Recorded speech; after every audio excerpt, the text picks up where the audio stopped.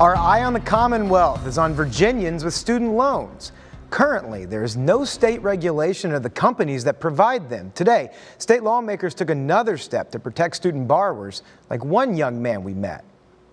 I'm actually graduating this upcoming December. Like many of his peers, VCU student Billy Whites will graduate with $50 grand in student loans. It's one of those things where I'm just going to have to assume I'm going to be paying it for pretty much the rest of my life. Whites has horror stories about his private loan servicer, like when he had to move home briefly and work 2 part-time jobs after his father lost his. It turns out they do this to a lot of people, but they ask him about what you're spending your money on. White says he called to see if he could temporarily get his monthly payments reduced. And they're like, well, how much are you spending on rent? And I was like, well, $600, that's pretty good for this area. And they're like, well, do you have a vehicle? Like, they started hinting at what we all know is living in your car. And I'm like, no. Both chambers of the Virginia General Assembly have now passed what's called the Student Loan Borrowers Bill of Rights.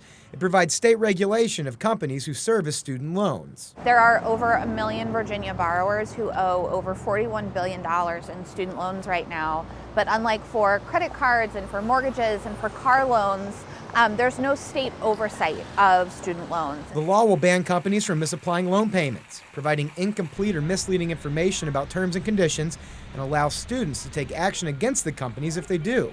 The bill's sponsors say it basically protects Virginia students from being ripped off by multi-billion-dollar companies. I'm in the business school. We learn how to juggle money, Whites echoes what many student borrowers say. The repayment process is confusing. He sees the Student Borrowers Bill of Rights as a backstop. It gives us a little bit of peace of mind. I feel a lot of people don't understand how much trouble they could have until it happens to them.